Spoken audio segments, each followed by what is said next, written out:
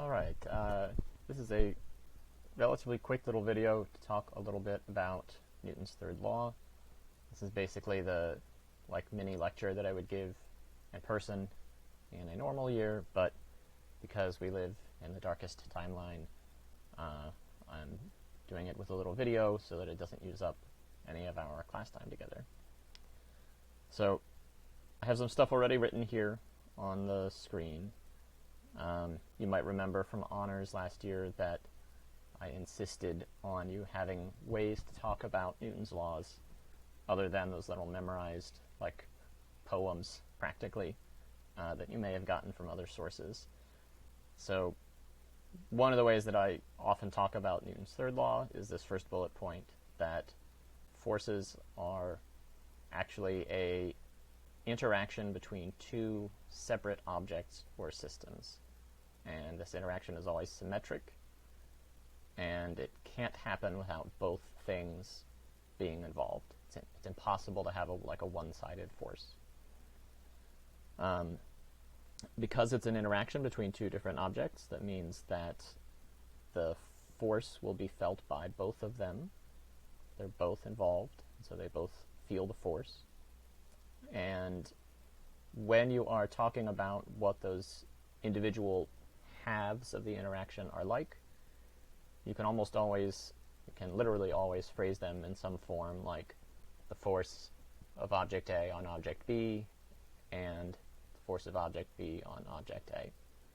Those two forces are always going to be opposites. So that means that they have the same magnitude, but they point in opposite directions. Sometimes I'll use the word anti-parallel to refer to vectors that point in perfectly opposite directions. So you can think of it that way too. So here is an example interaction. I'm going to draw a little stick figure person pushing from the side. So this person is applying a force to the right on block A. Block A and block B are in contact with each other. They look a little bit apart, so I'm going to slide block B over so you can tell they're touching each other. Now it's hovering over the ground. It's still on the ground too. So the person's pushing on block A, and block A then pushes on block B, and we're going to say the whole system is sliding along. I'm going to ignore friction here, just so that there's fewer forces to talk about in the example. So it's a frictionless surface.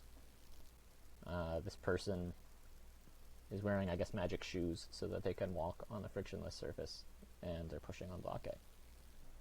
So let's think about block A all by itself.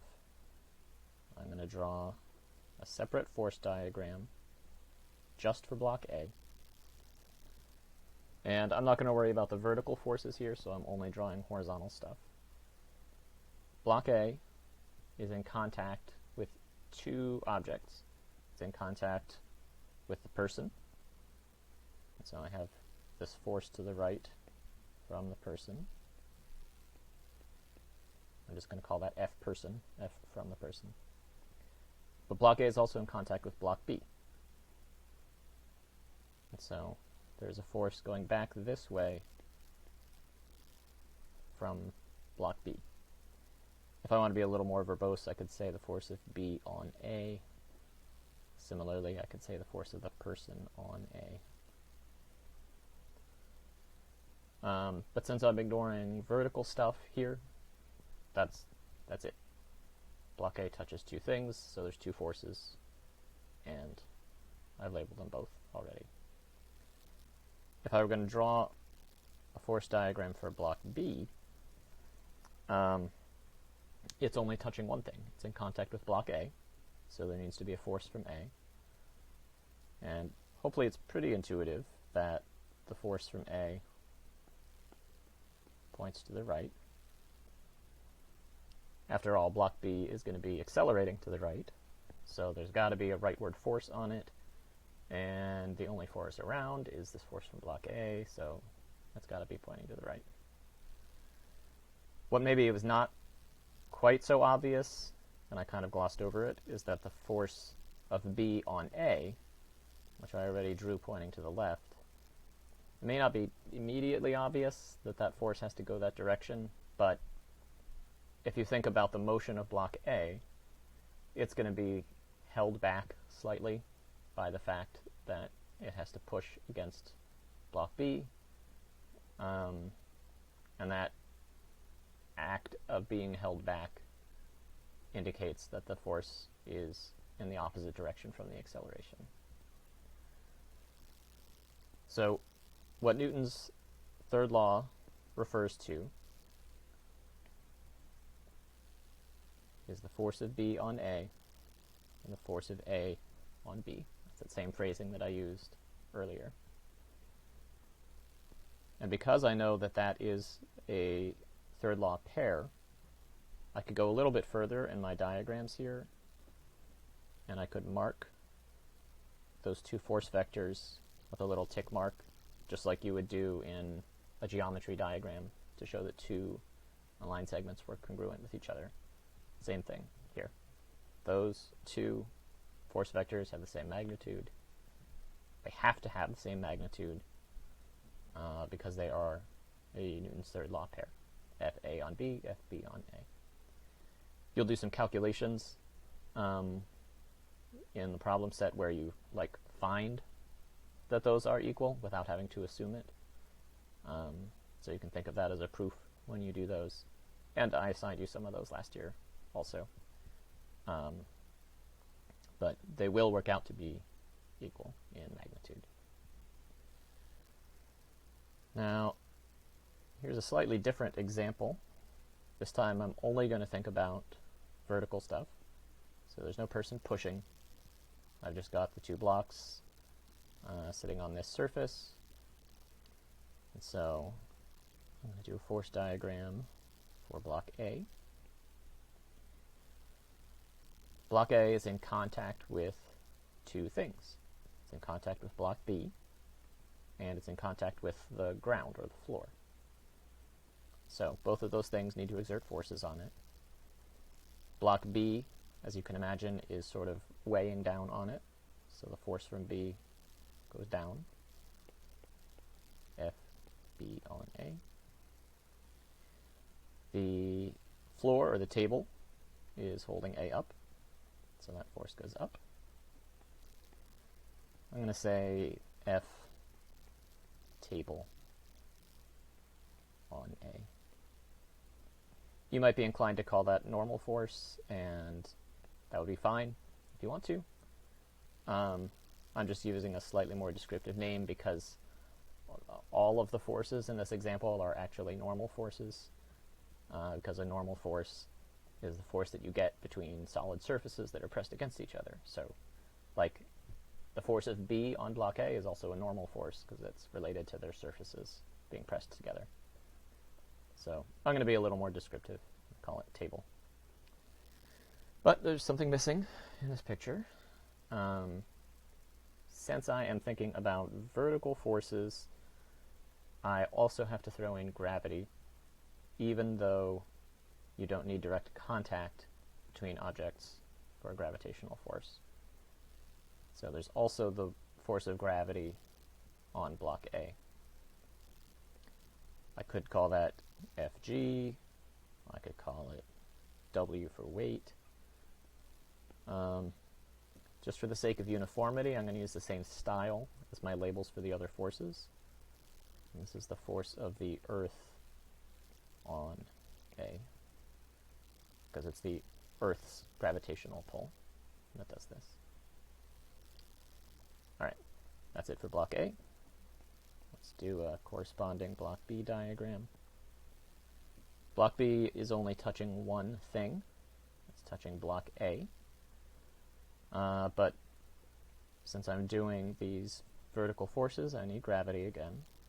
So this is the force of the Earth on B. And again, that's a gravitational force. I also need the force from block A. And since I know that block B is sitting there motionless, it's not accelerating.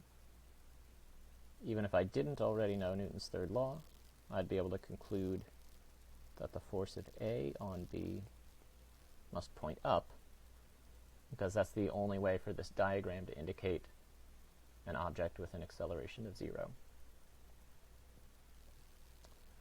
So, there's an extra force in this diagram as compared to the previous example. And a lot of these forces are going to be congruent with each other. For example, since block B has a 0 acceleration, I know that the two forces acting on it must have the same magnitude. That way the net force is 0, and if the net force is 0, then the acceleration is 0. I also know that FA on B and FB on A need to be congruent. So I'm going to give that tick mark to FB on A also. And again, this time I know they're congruent because of Newton's third law. So notice that there are 3 forces here that all have the same magnitude. And this can often lead to confusion for students about which of the forces are one of these third law pairs. But just, you got to remember, forces are actually a symmetric interaction between two different objects.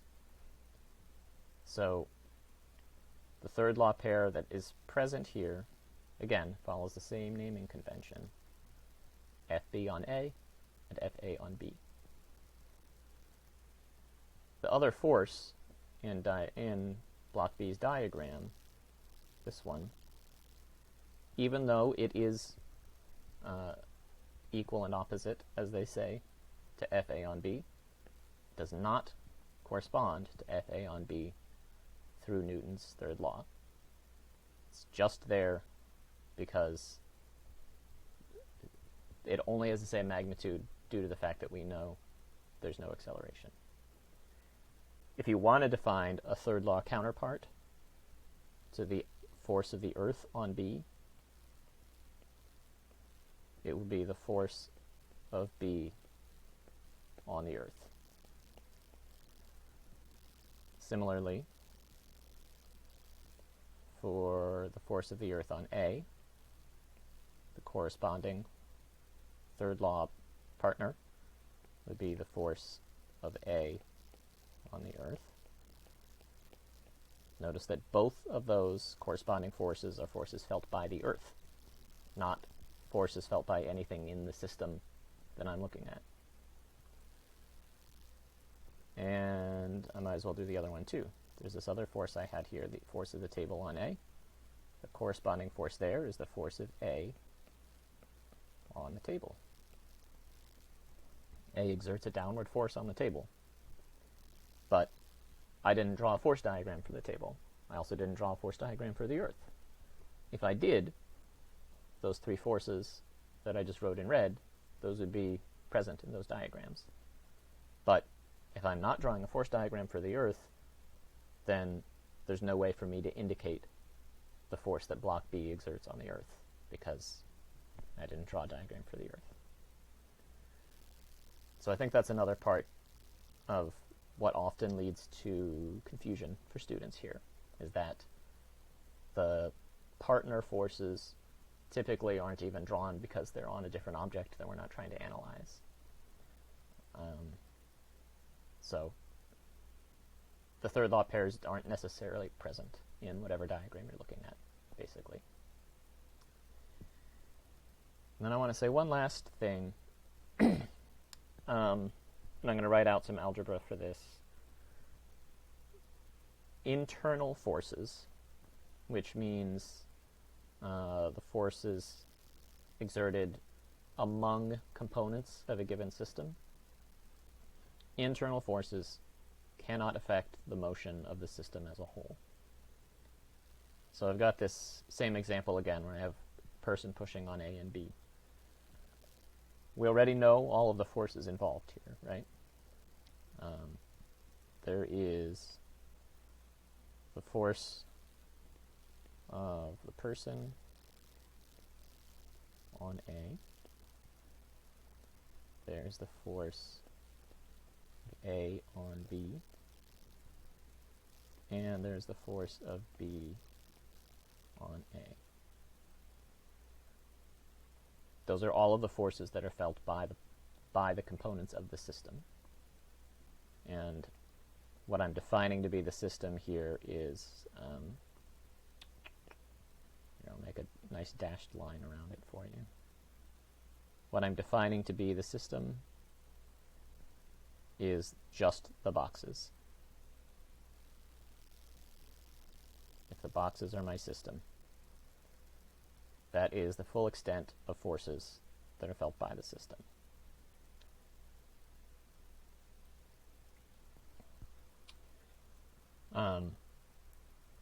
There is a third law counterpart for the force of the person on block A, but that would be a force felt by the person, and the person is not part of the system, so I'm not drawing that force.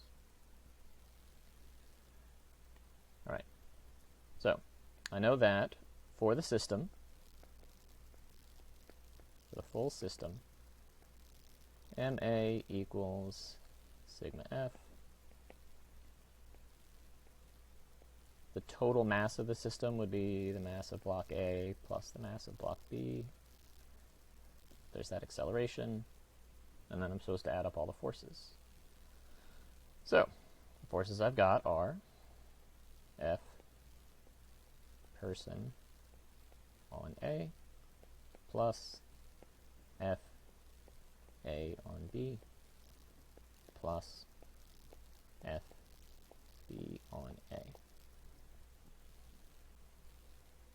And this is where the magic part comes in. I'm going to put the tick marks on the AB forces. And those tick marks are going to remind me that those forces have the same magnitude and they're opposite in direction.